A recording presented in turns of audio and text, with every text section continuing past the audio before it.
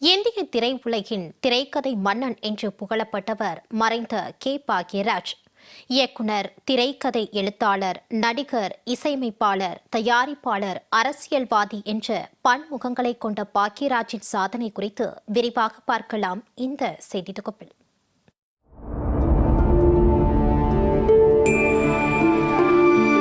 கடந்த 1953ஆம் ஆண்டு ஜனவரி 7ஆம் தேதி ஈரோடு மாவட்டத்தில் கோபிசெட்டிப்பாளையம் அருகே வெள்ளங்கோயிலில் பிறந்தார் பாக்யராஜ். அவரது தந்தையின் பெயர் கிருஷ்ணசுவாமி. இயக்குநர்கள் ஜி. ராமகிருஷ்ணன் மற்றும் பாரதி ராஜாவிடம் உதவியாளராக தனது வாழ்க்கையை தொடங்கிய கே. பாக்யராஜ் தனது திரைக்கதை எழுதும் திறமைக்காக அங்கீகரிக்கப்பட்டார். 16 வயதினிலே சிகப்பு ரோஜாக்கள் ஆகிய படங்களில் சிறிய துணை வேடங்களில் தோன்றிய அவர் 16 வயதினிலே மற்றும் கிழக்கே போகும் ரயில் ஆகிய 2 படங்களில் பாரதி ராஜாவிடம் உதவி இயக்குநராக இருந்தார். கிழக்கே போகும் ரயில், டிக் டிக் டிக், சிகப்பு ரோஜாக்கள் படத்திற்கு வசனமும் எழுதியுள்ளார். 1979இல் சுவர் இல்லாத சித்திரங்கள் மூலம் இயக்குநராக அறிமுகமான கே. பாக்யராஜ் 1979ஆம் ஆண்டு பாரதி ராஜா இயக்கத்தில் வெளிவந்த புதிய வார்ப்புகள் படத்தின் மூலம் கதாநாயகனாக அறிமுகமானார். 1979இல் வெளியான புதிய வார்ப்புகள் திரைப்படத்தில் சிறந்த வசன எழுத்தாளருக்கான தமிழ்நாடு மாநில திரைப்பட விருதை பெற்றார். அதே ஆண்டு வெளிவந்த கன்னி பருவத்திலே திரைப்படத்திற்கு வசனம், திரைக்கதை எழுதி அதில் நடித்தும் உள்ளார். கே. பாக்யராஜ் 2 முறை திருமணம் செய்து கொண்டார். 1981இல் நடிகை பிரவீணாவை மணந்தார். 1983இல் மஞ்சள் காமாலை நோயால் அவர் இறந்ததை அடுத்து டார்லிங் டார்லிங் டார்லிங் படத்தில் அவருடன் இணைந்து நடித்த நடிகை பூர்ணிமா ஜெயராமை 2வது திருமணம் செய்து கொண்டார். இவர்களுக்கு சரண்யா பாக்யராஜ் என்ற மகளும் சாந்தனு பாக்யராஜ் என்ற மகனும் உள்ளனர். தான் கதை எழுதி இயக்கிய படங்களில் பெரும்பாலும் தானே முன்னணி கதாபாத்திரங்களில் நடித்து தனக்கென ஒரு தனி இடத்தை பிடித்தார் கே. பாக்யராஜ். அவரது திரைப்பட தயாரிப்பு பாணி நகைச்சுவை மற்றும் சமூக கருப்பொருள் கொண்டவையாக இருந்தது.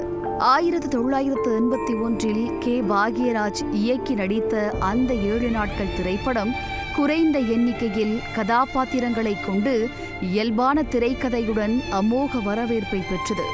1983இல் வெளியான முந்தானை முடிச்சு திரைப்படம் பிரம்மாண்ட வெற்றியை பெற்றது. 1984இல் வெளியான தாவணி கனவுகள் படத்தை எழுதி இயக்கி தயாரித்த பாக்யராஜ் நடிகர் திலகம் சிவாஜி கணேசனை இயக்கிய பெருமையை பெற்றார். அன்புள்ள ரஜினிகாந்த், நான் சிகப்பு மனிதன் என அவர் இயக்காத அல்லது எழுதாத படங்களில் அரிதாகவே நடித்தார். பாலகுமாரன் இயக்கத்தில் தனது திரைக்கதை வசனத்தில் உருவான இது நம்ம ஆளு படத்திற்காக 1990இல் சிறந்த படத்திற்கான விருதை பெற்றார். ருத்ரா, அம்மா வந்தாச்சு, ஞானப்பழம் மற்றும் சுயம்பரம் ஆகியவை அவர் நடிகராக மட்டுமே ஈடுபட்டிருந்த வெற்றி படங்களாகும்.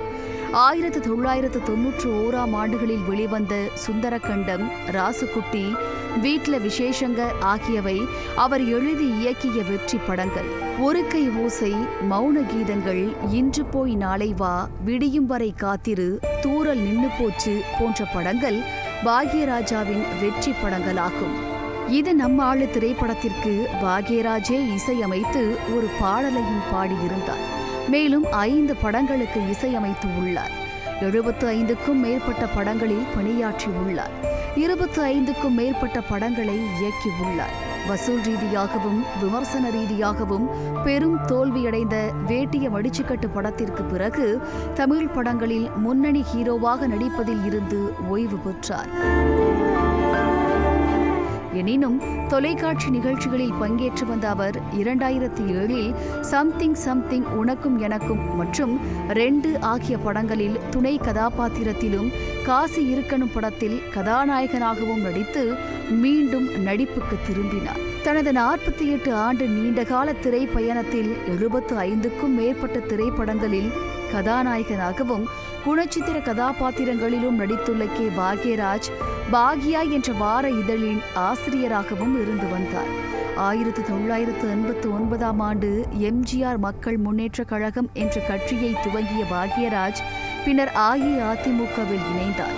2006 ஏப்ரல் 5ஆம் தேதி திமுகவில் தன்னை இணைத்துக் கொண்ட கே பாக்யராஜ் பின்னர் திமுகவை விட்டு வெளியேறி அரசியலில் பார்வையாளராக இருந்தார். புரட்சி தலைவர் எம்ஜிஆருக்கு மிகவும் பிடித்தமானவர்களில் ஒருவராக கே பாக்யராஜ் இருந்தார். சில நாட்களுக்கு முன்புதான் அவரது குருநாதரான இயக்குனர் இமயம் பாரதி ராஜா காலமான நிலையில் தற்போது அவரது முதன்மை சீடரான பாக்யராஜின் மறைவு தமிழ் சினிமாவிற்கு பேரிழப்பாக அமைந்துள்ளது.